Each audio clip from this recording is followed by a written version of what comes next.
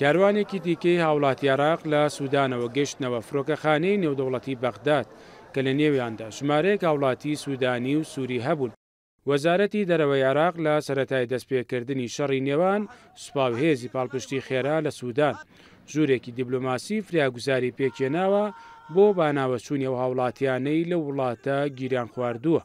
لەو کاتەشەوە تا ئێستا 595 هاوڵاتی کە ژمارەیەکیان سووری و سوودانین گەنراونەتەوە عێراق. وزارة الخارجية العراقية وعملا بتوجيهات دولة رئيس مجلس الوزراء الأستاذ محمد الشيع السوداني وەزارەتی دەرەوە لەسەر ڕاستپاردەی بەڕێز محەممەد شیع سوودانی سەرۆک وەزیران ژوورێکی عملیاتی دیبلۆماسیەوە بە هاناوەچون دروست کرد. تا ئێستا توانیمانە 595 هاوڵاتی لە سوودان و بگەڕینەوە کە لە نێویاندا دایان هاوڵاتی سووری و سۆدانی هەیە.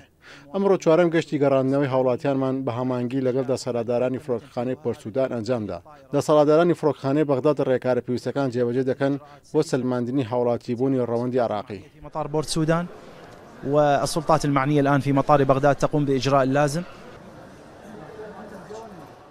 ژمارەیەک لەو هاوڵاتیانەی لە سوودانەوە گەنرانە فرۆکەخانەی نێودەوڵەتی بەغداد خەڵکی سوودان و سووریا بوو. ئەوان سوپاسی کاراسانیەکانی حکوومەت عێراقیان کرد و ئاماژەیان بەوە کرد. ڕەوشی خەرتوم زۆر کارەساتبارە و تەنیا توانیویانە خۆیان دەرباز بکەن. مقيم بالسودان تقريبا من حوالي 3 سنوات. نزیکی 3 ساڵە لە سوودان نیشتەجێم. ئاسانکاریەکانی لایەنی عێراقی بە شێوەیەک بۆ وەسف ناکرێت. زۆر سوپاسی ئەم شوێنە و حکوومەت و گەلی عێراقی دەکەین. زۆر هاوکاریان کردوین. ڕەوشی خەرتوم زۆر کارەسەربارە. بە جۆرێک دەرچوین تەنها توانیمان خۆمان دەرباز بکەین. شەڕی سوودان شەڕێکی ئابووریە لە ڕووی نیشتەجێبوون و ئاو و خواردن و هەموو شتێک.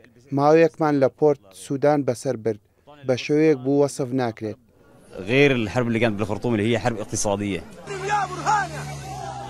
ناکۆکیەکانی نێوان سوپاوهێزی پاڵپشتی خێرای سوودان لەسەر دەسەڵات لە 15 نیسانەوە گۆڕا بۆ شەڕ و پێکدادان و تا ئێستا هەزاران کەس بوونەتە قوربانی.